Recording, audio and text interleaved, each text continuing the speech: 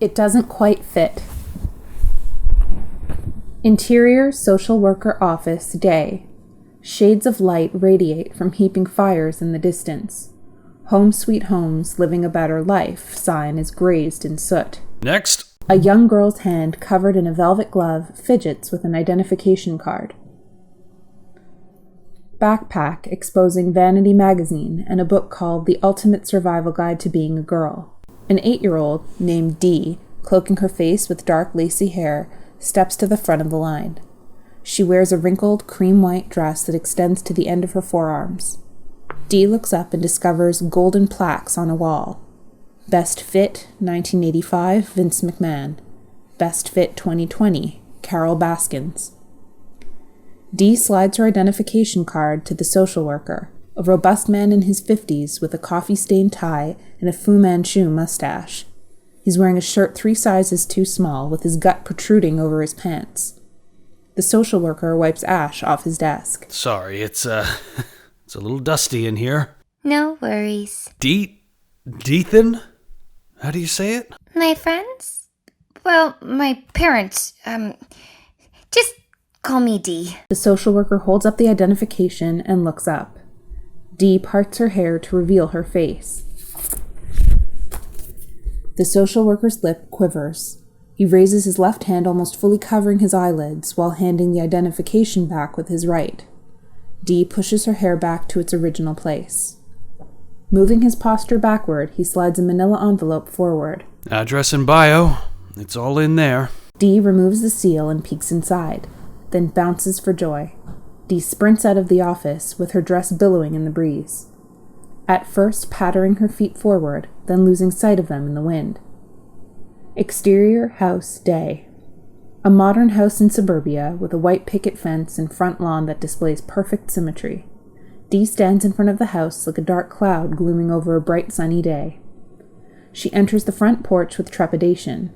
Her gloved hand presses on the knob, but she quickly jolts it back and decides to pull out her Human Etiquette for Dummies textbook. Maybe I should try being polite. Dee walks along the concrete path to the backyard.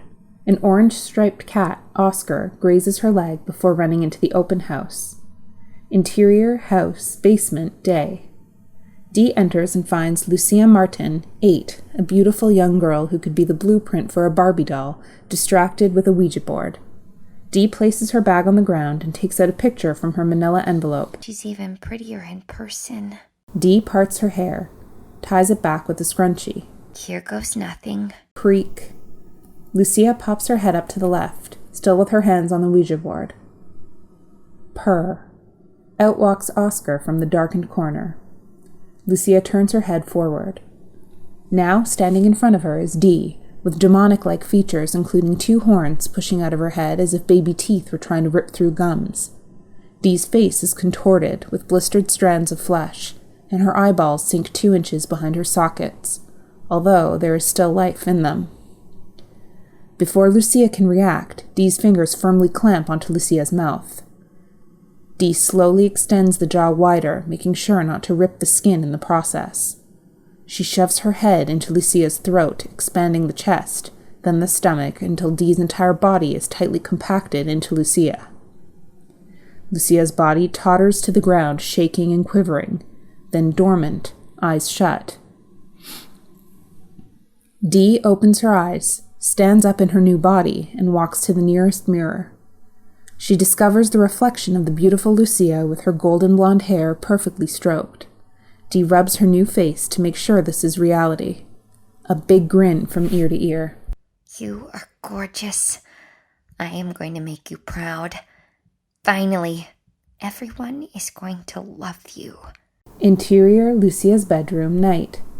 Dee is tucked in her new bed next to Lucia's plush teddy bear. Lucia's mother, Joanne Martin, early 30s, enters. She kisses Dee's forehead. Good night, sunshine. Dee smiles and is filled with warmth. Good night, Mom. Joanne leaves the door slightly cracked open and walks towards her room. Dee closes her eyes. Her body raises 6 inches from the mattress, generating a bright glow that splashes out onto the hallway. Joanne catches a glimpse of this light but proceeds to her bedroom.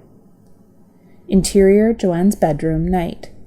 Joanne gets comfortable under the covers while her husband, Richard, 35, a mild-mannered man, reads The Great Gatsby.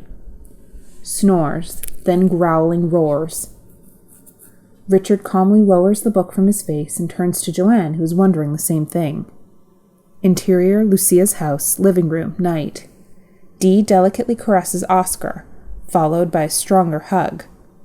Row. Splat. Joanne and Richard rush into the room, moving their hands over their mouths. Oscar's separated torso soaks the carpet floor with blood. Pieces of skin and sinew drip off Dee's fingertips. I swear, I was just trying to pet him.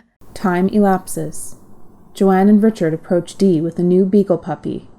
Dee lights up like a Christmas tree. The puppy licks her face. The following night. Interior, dining room, night. Joanne, Richard, and Dee hold hands around a dinner table. Amen. Dig in. Joanne places a dish of sautéed broccoli in front of Dee. Dee picks up the broccoli with her fork, holding it close to her nose. Dee heaves, then projectile vomits onto the table. Blood, maggots, and unhatched insect eggs swim in each plate. Richard swats his plate off the table. Jesus Christ! Joanne screams bloody murder. Woof. Excuse me. Interior doctor's office, day. Dr. Regan, 52, finishes up a physical examination on Dee as Joanne waits for the results. She's fine, healthy as a horse. Are you sure, Doctor? She hasn't been herself. Lucia is a few pounds overweight, but nothing to worry about. Maybe some exercise or outdoor activity will do her some good. Exterior soccer field, day. Parents, including Joanne and Richard, stand on the sidelines as their children take the field. Soccer. This is easy. You read about this. Get the ball in the net. Simple. Okay, Lucia. Let's show them what we're made of. The soccer ball is passed to Dee. Cheers. Dee kicks the ball up the field, avoiding opposing defenders. Dee reaches the soccer net. She looks at the ball, then the goalie, 8, a rough, tough cream puff. Suddenly, 2 flayed, mucus-covered arms shoot out of the ground. They hold onto the goalie's ankles. Dee kicks the ball. Goal. Before she can celebrate, the ball and net go ablaze. A dark cloud comes over the field, followed by lightning and heavy rain. Soccer moms, dads, and coaches quickly rush their children to safety. Dee looks up at Joanne and Richard. They slowly tread backwards. Interior, Lucia's house, bathroom, day. Dee looks in the mirror and still sees Lucia's reflection. She feels a bump on the top right of her forehead. It is her demon horn, slightly piercing the skin. Her eyes begin to swelter. She pushes the horn back into her skull, causing a locket of hair to fall out. Oh, no. I have to do something. She grabs a scissor from the cabinet. 1 cut, 2 cut. Snip, snip, snip. Joanne, with rosary beads around her fist, carries a laundry basket up the stairs. A trail of golden blonde hair emanates from the bathroom floor. Joanne carefully opens the door. What did you do to your beautiful hair? Dee turns to Joanne with her eyes rolled behind her head and tears dripping down her lids. Mom? Stay away from me. Joanne races down the stairs. An unbroken stream falls from Dee's eyes. Richard! The beagle puppy walks into the bathroom sniffing the hair. Exterior park, day. Dee walks with her head down and backpack braced to her shoulders. She takes out a pocket mirror, strokes her short blonde hair, and looks at Lucia's reflection, grinning, then frowning. Dee grabs the Ouija board, places it on the grass, covers her hands with gloves, then places her finger across the board, recites words under her breath. Choke. Heave. Lucia coughs Dee out of her body. Dee and Lucia are again 2 separate entities, both back to their original states. Lucia shakes herself off. What happened? Dee quickly turns her contorted face away from Lucia. I'm sorry for taking your body. Lucia walks closer to Dee. I know. I'm hideous looking. But please, don't be scared. I don't mean any harm. I'm not afraid. You're not? No. Do you have a name? D. It's short for Death Insidious. Is that what your friends call you? I don't have any friends. Listen, sorry I messed everything up for you, but it'll all go back to normal now. What do you mean? Every time I tried to fit in, I just made things worse for you. No, you didn't. You helped me. What? I never got a goal in my life. And you got me a dog. I love dogs. I was never really a fan of cats. Cats or broccoli. Yuck. Dee smirks. What about your hair? I always wanted to cut it, but my mom never let me. Dee shrugs. You are better off without me. I guess I just have to accept what I am. A stupid demon. A stupid, ugly demon. Then masks her face with black hair and walks away. Lucia puts her arms around Dee. She steps back, then gently places her hand on Dee's rotting chest. A worm crawls on Lucia's finger, but she calmly flicks it away. Dee shivers. Lucia pushes Dee's hair back. I think you are very beautiful, inside and out. Thank you. I may not be the right fit for you as a home, but I can offer you something else. What's that? A friend.